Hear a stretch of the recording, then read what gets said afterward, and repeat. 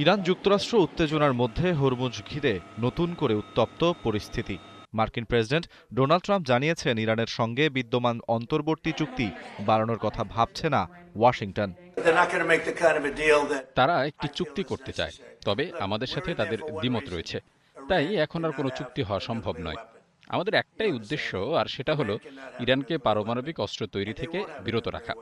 আমরা তাদের উপর ব্যাপক হামলা চালিয়েছি, পারমাণবিক স্থাপনা ধ্বংস করেছি, কিন্তু তবুও যেন ভবিষ্যতে তারা অস্ত্র বানাতে না পারে সেদিকে নজর রাখতেই মধ্যপ্রাচ্যে আমাদের উপস্থিতি জোরদার থাকবে। অন্যদিকে ইরানের ইসলামী বিপ্লবী গার্ড বাহিনী ট্রাম্পের পর্দার আড়ালে আলোচনার দাবিও প্রত্যাখ্যান করেছে। ফলে দুদেশের মধ্যে কূটনৈতিক সমঝোতার সম্ভাবনা নিয়ে নতুন প্রশ্ন তৈরি হয়েছে।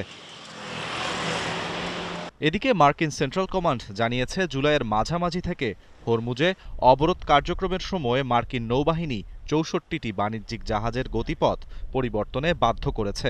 নিরাপত্তা নিশ্চিত করতে জাহাজে তল্লাশি অভিযানের পাশাপাশি অচল করা হয়েছে ৩টি ভেসেল। এরই মধ্যে ইরানের দক্ষিণাঞ্চলের কেশম দ্বীপের কাছে আরব আমিরাতের মালিকানাধীন তেলবাহী জাহাজ আটকের দাবি করেছে দেশটির সংবাদ মাধ্যম।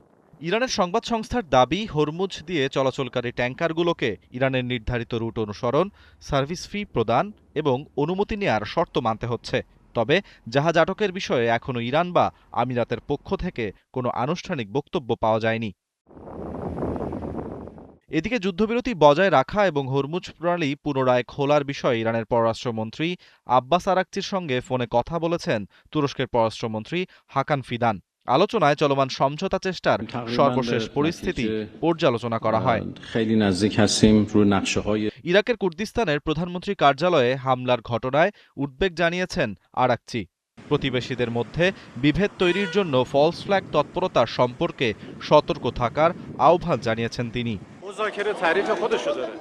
ইরান ও যুক্তরাষ্ট্রের মধ্যে চলমান উত্তেজনা কমাতে কূটনৈতিক আলোচনা চালিয়ে যাবার আহ্বান জানিয়েছেন তুরস্কের প্রেসিডেন্ট রিসেপ তাইয়েপ এরদোয়ান।